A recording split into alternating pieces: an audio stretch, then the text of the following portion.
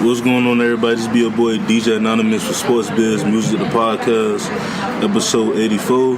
And I got a special guest on the show. I got up and coming. I don't want to say, you want to say hip hop artists or just artists in general? Because your music is different. Yeah, man. I just want to say artists. Yeah, real. Man. But I got my boy Shirt Daddy Cash, man. How you doing, man? I'm doing good, man. How you feeling? I'm all right, man. It's hot out here. Tired. Been working all day and stuff. I already know how it is. So, before we had a conversation before we started the podcast. Mm-hmm.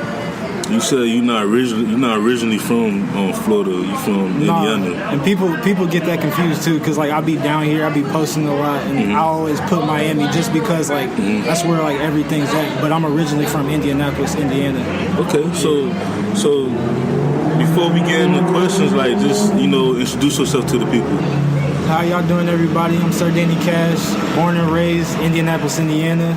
You know what I'm saying? I've been making music for almost 10 years now. I started producing and taking it serious at first when I was 11, and then I didn't really get into like the whole artistry of it until like about like 15. And then from then on, like I just kind of taught myself how to do everything. I taught myself how to engineer, mix, master, like track out vocals, like everything I learned on my own pretty much, like that and YouTube. That's what's up, bro. That's what's up. So, like, what made you want to come down here? Like, matter of fact, like, what was the beginnings even before you got into, like, music, before I get into that? So, like, before the music, like, I was a hooper. You was hooping? Yeah, I was hooping. You was playing point guard? Oh, of course, yeah. Point and shoot, you know what I'm saying? I wasn't too tall, but I was quick, so you know what I mean? And I had the jumper, so, like, that's what it was before the music thing. And then, like, around, like, 8 was when, like, I started, like, playing piano a little bit, and, like, kind of turned me on to something else, and like I slowly started to drift out of basketball and then into the music thing, and then after that, man, that's how everything kind of started pretty much. That's what's up. So when was like your time when you first like picked up the pen and it was like, you know what, I want to take this seriously? Like when was that moment? I want to say like 14, 15, like.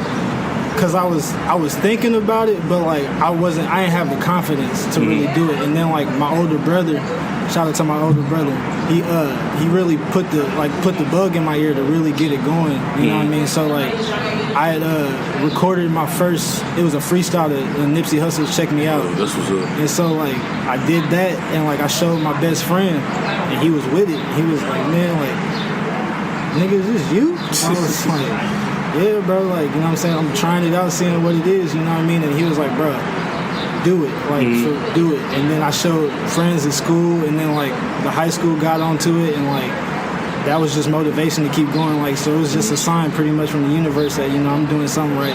That's what's up. So what was, like, your first time recording the song? And how was it? How was the process? Was you, like, nervous? No, it was pretty cool because, like, I was recording myself, you know what I mean? Like, I went and bought all the equipment I needed and just pretty much just learned from there. So it was a comfortable experience. It was just more so, it was weird kind of hearing myself on the mic for the first time, you know what I mean? Because I was a first, and I was like, man, it was cool, but, like, it was something I had to grow and adjust to. But once I got adjusted and, like, got with it, you know what I mean? Like, it just went from there. Like, I fell in love with it for real. That's what's up. So, like, I see that you got a few projects. Before we get into that, what made you want to move down here to South Florida? So, like, I do a lot of, like, shows and stuff like that, and, like, my management's based out here. Shout out to Florida 1K. Shout out to Miss Young Livewire, Cuban Oprah, you know what I'm saying? Like, it's just everything was here, and, like, I just felt like I had to, make that decision to really come down here and, make it happen. Did you like talk to your parents about it? Like, let them know, like, this is what I want to do, leap of faith? So, like, it's funny, like, because I just recently moved down here 2 days ago, and, like, I didn't let them know until, like, a week or so before, because, like, my parents, like, they're supportive, but, like, they're parents at the end of the day, you know what I mean? They always gonna worry about their child and stuff, so I pretty much just, like, I told them where I was coming from, and, like, I didn't think they were gonna be as on board as they was, but, like, they gave me nothing but love, 100% support, and you know what I mean? So, yeah, like, that just gave me the motivation to go even harder, you know what I'm saying? The fact that I got them behind me, supporting me. That's what's up. So, like, how was, like, the transition, like, coming from Indianapolis now to, like, Miami, pretty much, like, What's the difference? It's way more faster paced down here.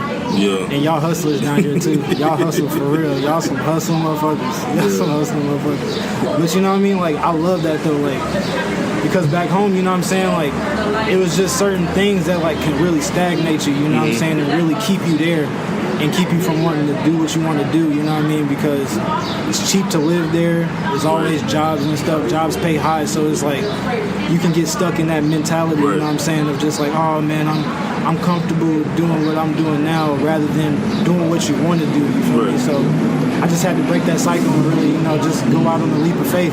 So you didn't want to be comfortable? Pretty much, like, and I felt that. I felt myself getting to that point, and it was like, man, if I don't make that decision now, you know what I'm saying, I'm going to be stuck. I mean, yeah, I tell people that all the time, like, why be comfortable? Like, if you feel like you could do better, you could do more, just take that leap of faith, you know, don't care what no one say. You know, of course, if you have someone in your life, you know, like your parents, or you have a girlfriend, or, you know, a wife or whatever, you young, so you got your parents, you feel me? So, like, you just talk to them, let them know, like, this is what I want to do, they accept it, and go from there. Yeah, for real, though, because, like, I've been on my own as far as, like, living situations, like, since I was 18, like, as soon as I got out of high school, I moved out. But, like, my parents was always there as far as, like, the support and everything, you feel me? So, but, like, I just know how they are, you know what I mean? Like, every parent cares about their child, you know what I mean? So, yeah, my mom, I'm 27 years old, married. My mom still checking me all the time. I just got off the phone with my mom not too long ago. You know what I'm saying? So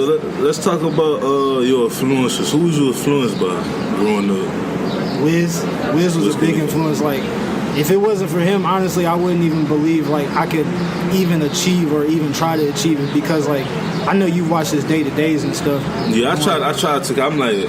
I know now it's a little crazy. It's a little bit crazy now because he got a lot of them. Yeah, like a few weeks ago, I was on YouTube, because I was on YouTube, and, like, I'm telling my best friend all the time, like, bro, like, it's too much content out here. Like, I'm trying to listen to the podcasts, we got these albums coming out, you got the shows and movies, and you got people, like, having, like, you know, their own YouTube channels with different content. And, like, I checked out one of them, and I think it was one with him and Ray Sherman. And that one was funny as hell. Like, he's a cool dude, man. Like, it was like, I started watching from, like, the very beginning, like, when he had the buzz cut, like, you know what I mean? And, like, I just seen, like, from then to now, and it's like, damn, man, like, this shit's real. Like, you could really do it, you know what I mean? You just gotta... You have to know you can do it, and then really believe, and just wholeheartedly, you know what I mean? You can't hold back. Would you want to, like, you know, because everyone want to meet their idol one day. Would you ever want to work with Wiz Khalifa one day? Like, for sure. I have a tape. I want to do a tape with him. Like, I want to do it for real. Like, I want to do a tape with him and Danny Brown. That's another big influence. I know that might throw people off, because when they hear my music, I'm like, how the hell you fuck with Danny Brown? Your music is more... It's that, what's that sound? I just said it earlier too when I listened to your song. Melodic, like it's like I said, like it reminded me of XX, like, because, you know, R.I.P. to him, but like, when I was working for the county, kids, like young kids and stuff, like 15, 16 years old, they're like, Coach, you need to listen to XX for real. I'm like, I'm not gonna listen to him, because like I never really gave the younger artists, you know, that chance because of certain stuff I heard. So I already deep down, I'm like, you know, let me listen to him. You know, he's from Florida and stuff like that, South Florida. So when I heard his music, I'm like, damn, like this man was really talking about, like, you know, like it's real, like being depressed and like, you know, like having all these different type of feelings and stuff like that. Like it's real. Like he was actually. He had a message, and for me, he was beyond his time. He was way beyond his time. Like, like I don't, man, this shit's crazy, dude. Just the fact of like how much talent he really had, like, because you don't really get too many artists, you know what I'm saying, that could, well, really, I believe he's the only one that could like go from like a hard rock song to a hip hop like boom bap type style to like a more modern melodic. You know what I mean? Like he did everything, man. It's like kind of, I don't know, man. It's just he was a special one, man. He was real special. So one of your EPs is called the XX tape. Was that like a dedication to him? No, actually, like that was before. That was like 2017. I know that. But it was like you know how people come out with albums or EPs that's like they trying to show homage to they idols, I guess in a way. Yeah. What was that? Or that was just like something you came up with? Yeah, it was more so of something that I came up with as far as like the idea and like the meaning behind it, because like, you know what I'm saying? Like, I deal a lot with, like, the love, like, aspect of life and shit, you know what I'm saying? Like, I consider myself a lover boy, in a way, you know what I'm saying? When your birthday?